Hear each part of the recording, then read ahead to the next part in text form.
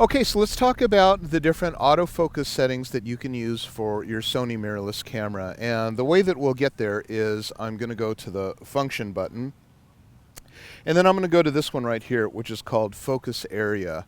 Well, let's first talk about focus mode. And autofocus single shot means that when you hold down the button, the camera will freeze until you trip the shutter. And that's kind of a thing of the past now, because now we have two modes that are better, which obsolete it. One is automatic autofocus, which will decide, depending on the situation, if it should freeze the focus before shooting, or if it should constantly measure the focus while you're in the middle of shooting or doing a high-speed sequence. Continuous is for shooting moving objects, and that is something that you can do if you know you're going to be shooting action, but that would be pretty much automated when you shoot it on automatic autofocus. So let's go to the different modes, because this area part, I want to teach you the theory behind it because it's very important.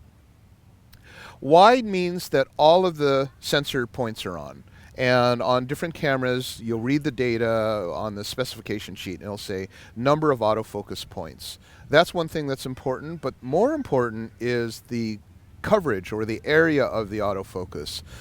Does the autofocus cover the entire screen or part of it or a small part of it? And that makes a big difference for tracking. Tracking and wide go hand in hand. And tracking means when you choose a subject and then let the camera hang on to the subject. And remember that wide and subject tracking often go together. Zone means that the camera will be split up into different zones looking for the one section that happens to be moving. And that actually is more guesswork than it is effective, and that's something that I would avoid. Center is also problematic because what will happen is if you choose center, then it will only focus on the things in the center. And you can see this right here. You see that center thing? So if I have her face in the center, okay, she's in focus now, right? But if I want to kind of go off crop, then it'll go, oh, we have face recognition on, which overrides center. That's kind of cool. So that's center focus, and center focus will only focus on what is in the middle. So if you're cropping kind of off center, it's certainly not going to make your subject come out correctly. So that's one that you can probably avoid. Flexible spot, that one's not bad. It's exactly the same as you would see in a Canon or Nikon or any other optical system, where when you put it on a spot, you can move the spot from left to right, but it will only focus on that spot. So on a Canon and Nikon, you would choose the one spot and you would get the eyeball in and then hang on to that. That is probably 2013, 2012 technology. A little bit obsolete now. Let's move past that. This one here is expand flexible spot, and this one here is a spot, but also it measures around it. So you can kind of see what's happening there. It'll focus, but it'll also consider if something's in a wider area. That is not super handy, but the one that is pretty handy is what's called lock-on autofocus expand flexible spot. Man, that's a lot of words. I would have just called it moving lockable point. Think of it that way. It's a movable locking focus, and that's what we're going to choose now. And that one, oh, it doesn't work on automatic autofocus. Good point. Thank you, computer. We have to go to focus, change the mode to AFC, like that, so that we can go into the mode right here.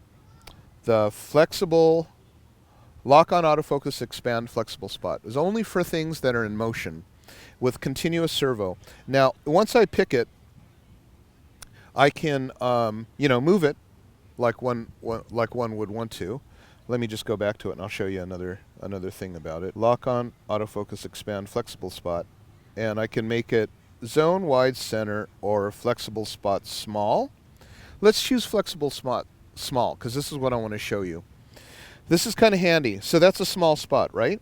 And once I pick it, what happens is it will hang on to that spot even when in motion. So Katie, walk backwards. And you'll notice that it remains focused on her while I hold my finger down. And that's because the original acquisitions target was that first spot. So say, for example, that I want to choose that blue car.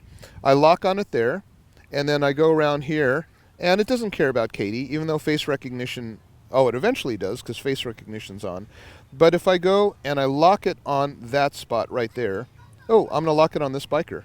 There you go. See that? See how it follows the biker? And it'll do that because what happens is with that lock-on, autofocus, expand, flexible, happy spot, and you'll notice right here it also exposure prioritizes for the focus spot. So let's do that again. So because I want to show you this. So when I go over here, you know, it's the exposure really winds down because it wants to show the street and not blow it out. When I go back to Katie, she's dark until I reacquire her through that spot, and now look at the exposure pop open. So exposure and focus work in conjunction together. Let me sum this up for you in a really quick way. If you want to shoot action, then you want to use lock on, autofocus, expand, flexible spot, plus you have to use autofocus continuous, not even automatic, but continuous, and then you want to have it track. Now those are things that happen and are very, very fast with continuous focus. You see how fast this thing kind of follows her around. And that is instant and automatic. Before flexible, the lock-on flexible spot came out, you had to do what was called subject tracking. And subject tracking is available to Sony cameras all the way up until, I think, the A77 Mark II. Lock-on, autofocus, expand, flexible spot was not a feature back then. So let me show you what to do if you want to shoot action and you don't have that option. We'll go to Function. We'll go over here and set it to wide. Okay? Now, what I'm going to do is I'm going to turn on subject tracking. Subject tracking is, I'm going to press my center button. I haven't customized the button. Okay. So we're going to have to customize the button. Custom key settings. The one that I like most is the center button. The center button right there in the middle of the dial wheel. And I'm going to put that on subject locking. Okay, so we'll find it here. Okay, it's right there. The center lock on autofocus.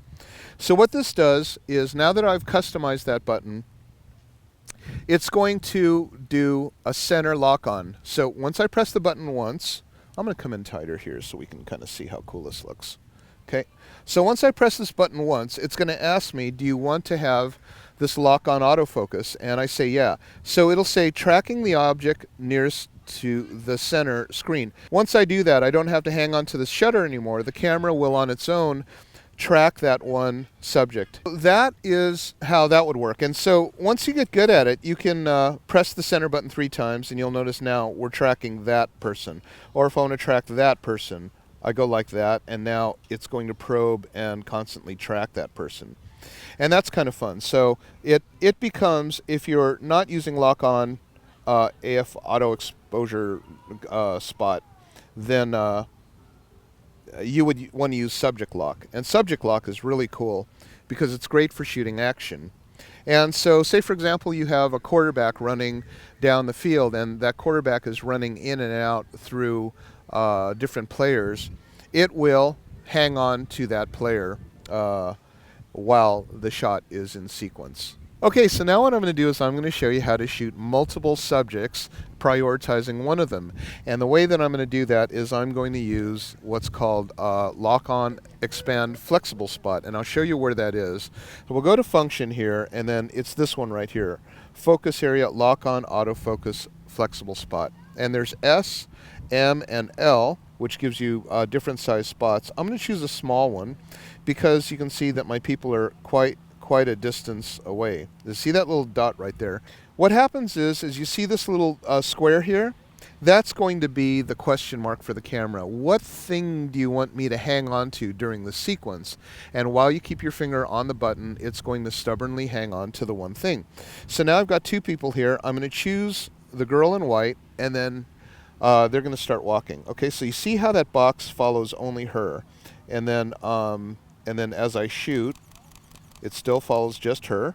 Okay, so now she's going to come toward me, and I'll just get her as she's coming toward me. And then you'll see that there's another person but the other person doesn't figure. It's all about the girl. See how that square stays on her, and as she's walking toward me, it stays on her. That is how you track a single subject in a multiple subject situation.